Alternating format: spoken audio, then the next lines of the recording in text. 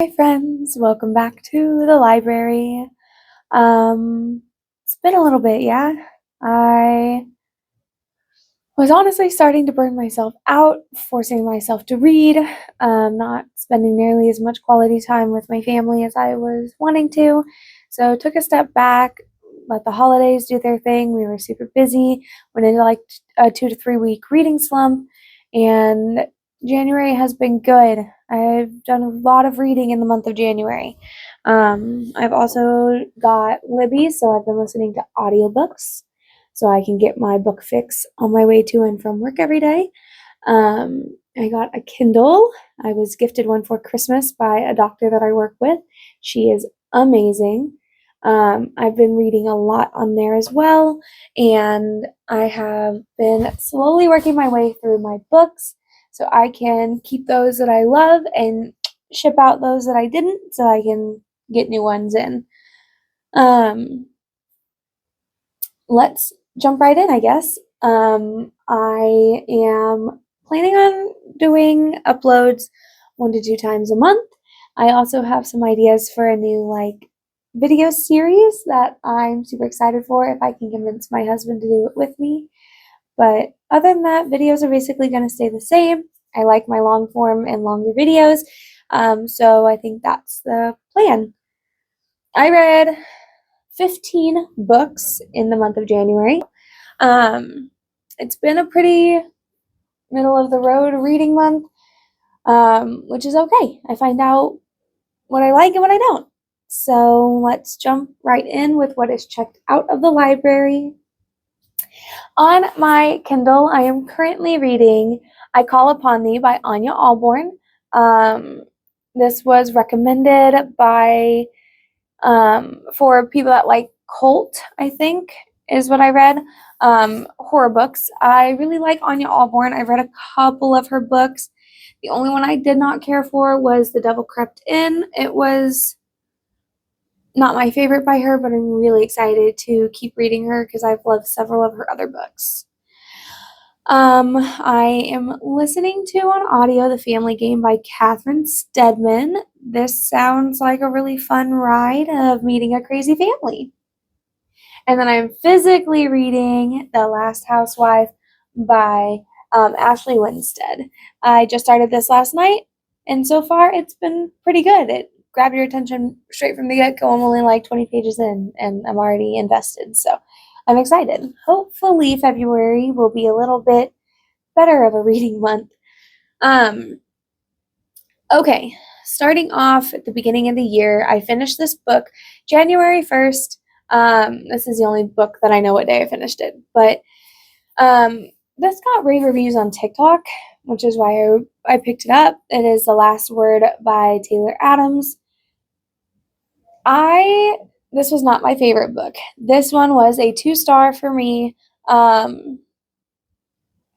about a girl who reads a horror book on her e-reader, and she did not like it, gives it a 1-star, leaves a review expressing why she didn't like it, and the author responds telling her to take it down, basically, or else. And then some really weird things start happening, and she feels like she's being stalked, and then she starts actually being stalked by who she is presuming to be the author of the book that she gave a 1-star review for and she refused to take down. She is on an island, on a beachfront home in the middle of nowhere, Washington coast, and it's just her and a golden retriever. She's already dealt with some traumatic stuff, which is why she ran and started dogs or house sitting here. I just felt like this book had a lot going on and very little to say, and I guess the twist, I don't actively try to guess twists because I read a lot of thriller and that takes the fun out of it, but the fact that this was glaringly obvious kind of took me out of the book as well. So it was okay. It was a 2-star. This was the first book I read by Taylor Adams. The next book that I read was the third book in the Housemaid series, The Housemaid is Watching. Nothing tops The Housemaid. I thought The Housemaid was a 5-star book. I loved it. The second book, I really didn't like. It was my least favorite in the series. I knew what was going to happen literally from the minute it was brought up. And the third book was really good until the very end. I did not like the twist in the book. I thought it was like easy out. And then I also read The Housemaid's Wedding, which is a little novella between books 2 and 3, and it's basically just Millie and Enzo's wedding day. It wasn't necessary, in my opinion. So I gave The Housemaid's Wedding a 2-star, and I gave The Housemaid is Watching a 3-star because, like I said, it was middle of the road. It was really good until the very end, and it lost some stars for that. The next book that I read is her Kindle ebook exclusive, Death Row. I loved that one. I loved the ending. It was really fun and a lot packed in 70-ish pages. So it was a 4-star read. Very quick and easy if you just want a popcorn thriller. My first audiobook of the year was The Haunting of Hill House. Sorry, I'm not going into detail on the Housemaids and Frida's Death Row. Death Row is so short. If I say anything, I'm going to give it away. And the Housemaid series follows the same kind of like formula as the first book. So, minus the wedding day, which again is 70 pages. If I say anything outside of it follows Millie and Enzo's wedding day, it's going to spoil it. So, that's why those don't have it. But The Haunting of Hill House was my first audiobook. It was a 4 out of 5 stars. I loved it. I knew going into it that it was not the same as the TV show that Netflix did because of other creators expressing that.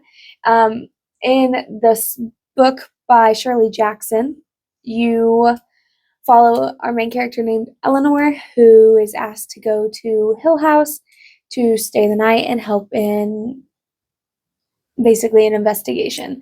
So she and 2 other strangers go to meet this doctor at Hill House, and they soon realize that Hill House has deeper secrets and more a more maleficent force.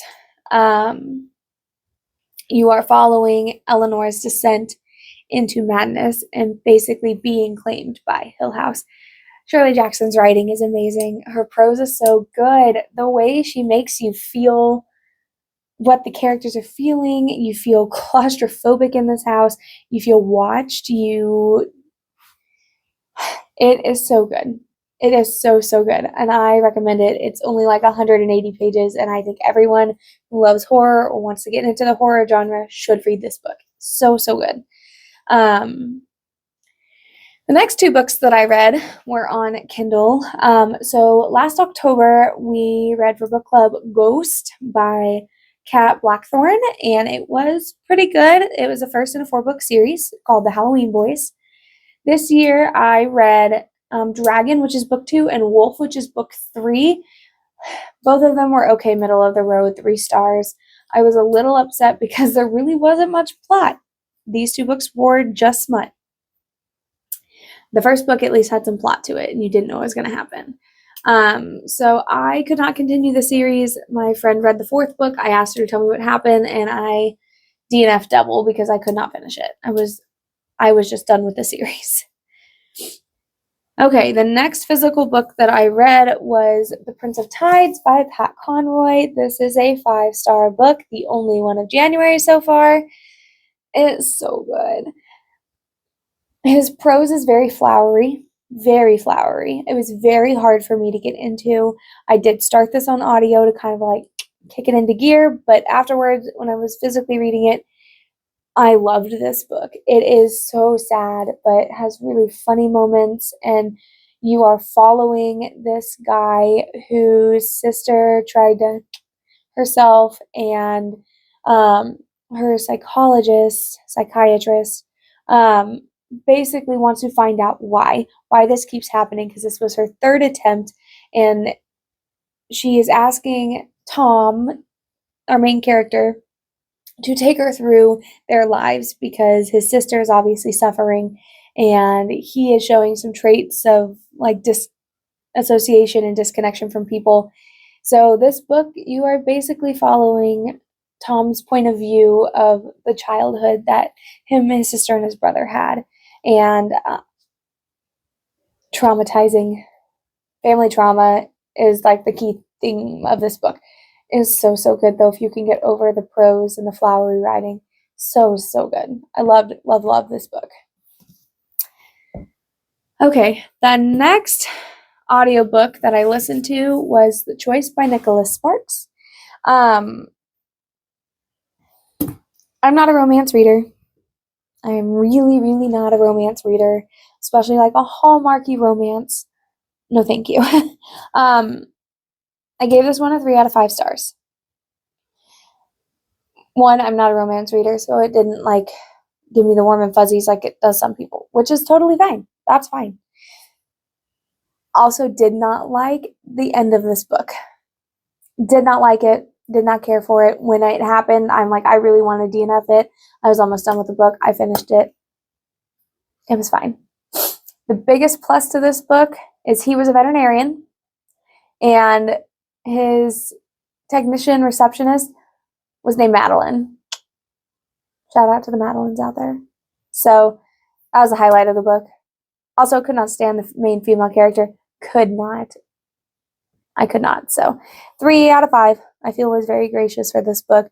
Only listened to it. I listened to it because I knew I wouldn't be able to stomach reading it.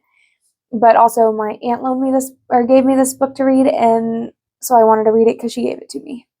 I'm not a romance reader, so take that with a grain of salt. I'm sure you would love this book. If you are a romance reader, I am not. It is about a girl named Gabby who is happy enough with her life, but she moves next door to the town veterinarian. His name is Travis, and her boyfriend, Gabby's current boyfriend, is basically doesn't know what he wants to do with his life. He and her are steady and whatever, but she wants more. She wants to move in together. She wants to be engaged. She wants to talk about marriage, and he's just like, let's leave things the way they are. And she doesn't want that. So her and Travis get really close over the weekend that her boyfriend is out of town, and she's left with a choice to make. That's the first half of the book. And the second half follows the choice that she made and leads to another choice that has to be made, hence the name of the book. It was okay. Like I said, not my cup of tea. If you like small town romance, then you would like this book. I'm not a Hallmarky person. Okay, next book. This one is No Exit by Taylor Adam. Next one was also a 3-star. I got 3 chapters in, and I'm like, I know I've seen this before. This has to be a movie. I looked it up, and sure enough, it is. I think it's a 2020 or 2022 movie. So I've seen the movie before. I have a really hard time reading books when I watch the movies, mainly because it was pretty on par. The book and the movie were very similar, which is great. I'm glad the movie did the book justice, but this one was hard to get through for that reason. Also, I felt like, honestly, that's probably the only reason I got a 3-star is because I've seen the movie before. It was pretty good, though.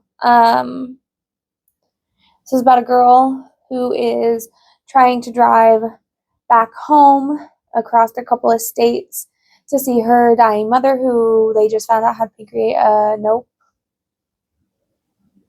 cancer. I don't remember what kind of cancer, but her mom is dying of cancer, so she was trying to get there. And she's driving through Colorado, and there's huge weather storm, like huge snowstorm coming in.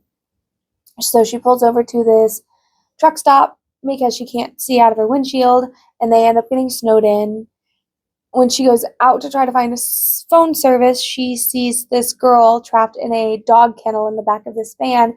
There's only her and 3 other strangers in this rest stop, which means somebody amongst them kidnapped this child. And she has no way to get out of the rest stop because everything is literally snowed in. Her little Honda's not going to make it. So she is trying to figure out a way to save this girl while also not raising too many suspicions. That doesn't go as planned, and then it all hell breaks loose. So it was good for what it was. I don't need to read it again. I will probably get rid of this book. Normally, books that I get rid of, I either take to my work. We have a little like community library, or I take them to half price and get credit to buy more books that I haven't read yet.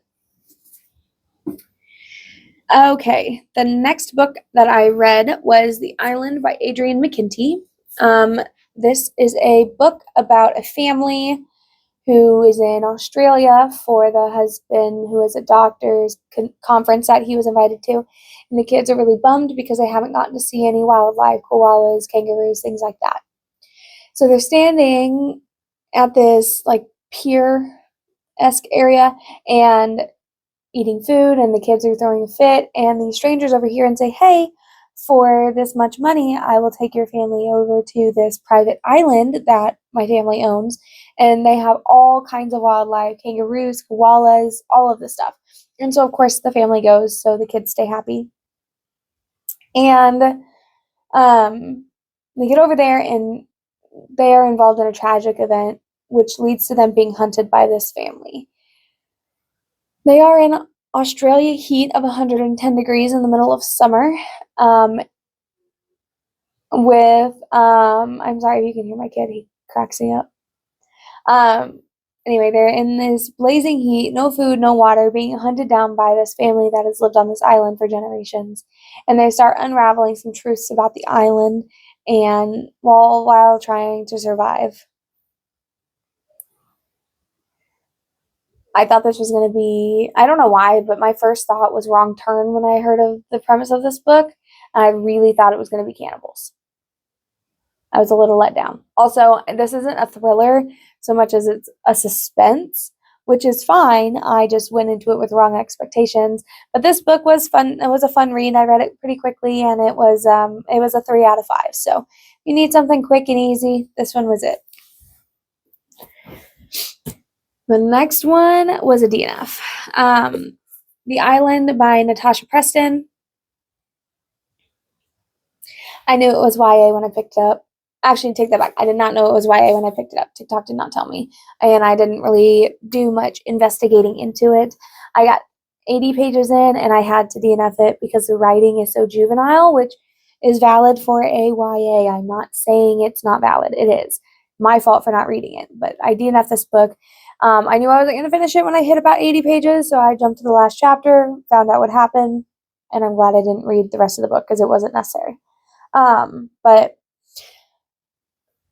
I'm sure this book is really good. It has lots of praise online.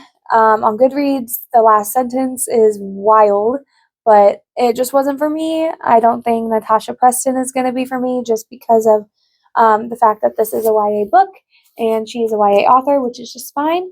But I'm glad I have a book that I can share with my daughter who is coming into her teenage years. I think she would really enjoy this too. So, DNF, it was okay. Writing prose was really good. It's just juvenile for my taste. The next book I really wanted to love. It's so pretty.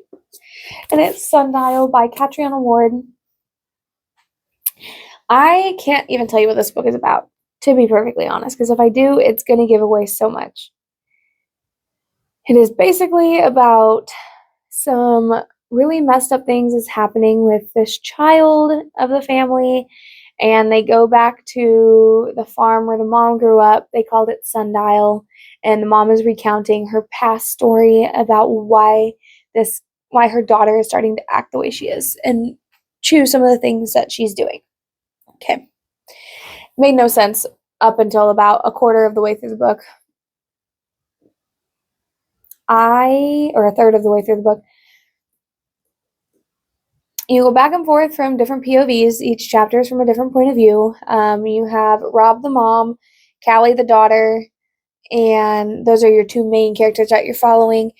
And Rob takes Callie back to Sundial, which is the name of the farm, to recount her childhood and what she's learned and try to piece together why Callie is acting the way she is. It was okay. I love the writing style. I did not like the fact that they did experiments on dogs. That one wasn't fun. Handled well, I guess, but that put a sour taste in my mouth. The entire book is about that, basically.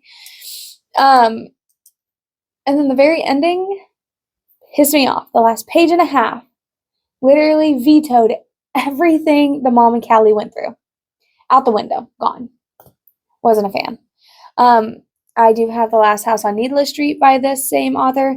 I'm really, really hoping that I like that. That is everyone on TikTok's favorite, it seems like. So I'm not done with this author. This just was not my favorite book. That one was a 2.5 star. Nope, I'm sorry, 3 star. 3 star. Okay, the next couple of books I read on my Kindle. The first one being This Thing Between Us by Gus Moreno. The first half of the book was so good. So good. Atmosphere was great. You felt the grief he was going through. He just lost his wife. There were some really weird, haunting things happening before she died, and it got worse after she died. It followed him across country when he moved to Colorado. Like, so good. So good. You felt everything he was feeling. And then he gets to Colorado, and it tried to throw in, like, supernatural elements almost to it. And I could not do it. It was so infuriating, and it lost me. And I understand the premise of the book, and I understand grief makes people feel and do weird things, and they interpret grief differently and handle it differently. I just could not get behind the ending of the book. Could not. Not a fan. It was 2.5 stars. The first half was 5 out of 5, but the rest of the book went way downhill. The next thing that I read was The Bug Collector by Rath James White, and I rated that a 4 out of 5. Caveat to reading this little short 70-something page book. It is splatterpunk. It is extreme horror. It will make you gag. It will make you feel awful, and it will make you... Ugh. It was so good, though. I'm not going to tell you what it's about. You'll have to look that up on your own. It's not appropriate for the YouTube algorithm, but it will make you gag. If you don't like extreme horror at all, do not go look this book up. Do not do it. This is your warning. But it was good. It was really, really good. If you've heard of Playground, which seems to be like the most famous and popular splatterpunk right now, 10 times worse than that. Content-wise, 10 times worse than that. Check trigger warnings if you are going to read it. The very first page of the book, the little quote definition will tell you if you can handle a book or not. The last book that I have read for this month is Loot by Jennifer Thorne. I'm going to get on my little soapbox here. This book was a 3 out of 5, mostly because of the premise. The first half of the book was a little bit confusing. You don't really fully understand the full picture until you get to like the day of, which is a little over halfway through the book. So that was fine. The premise of the book is every 7 years, the island of Loot takes 7 people's lives. And people are granted prosperity and peace, and nobody dies in wars, and food's plentiful, and weather is fair, and like all of this stuff. This premise sounds awesome. My biggest problem with this book: the author, in my opinion, and I don't know this, I didn't do research, but she made this a very political book, or threw in political thoughts on like today's society about halfway through the book. I'm all for politics in books if it follows the politics of whatever world is being built. Okay, I'm fine with that. I like a good politics in books for that stuff. I don't feel like authors should put their personal opinions on politics in books, because people read books with different political views and they want to love your book. They want to love the book and get out of the crazy world that we're living in. when you throw one set opinion on politics in your book, it makes people not want to read it or not enjoy it as much, and that's just upsetting. So it doesn't matter what you agree or disagree with. If you aren't like, that book didn't need politics. It's a sacrificial book. It's a book about an island that offs 7 people every 7 years in exchange for keeping everybody else healthy and safe and whatever. That did not require politics. I just don't think that it was necessary. So for that, I really wanted to drop it down, but overall the book was fine. It was a 3 out of 5. So that is what I have currently read in January and what I am currently reading in January.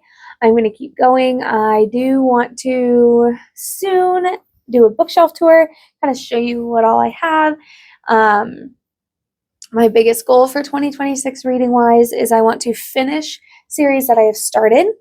I want to read the series I have not started, and I want to start cleaning off space on my bookshelf and purchasing books that I really liked that I don't own. So, as always, I'd love to hear your thoughts and feelings in the comments about any of the books that I've read that you've already read, and I would love to hear any recommendations that you have. I read everything from like dark romance to splatterpunk to thriller to historical fiction and everything in between. So nothing that you recommend is not up my alley. So I'll see you guys in my next video, and until then, stay safe and stay warm, and I'll see you guys next time.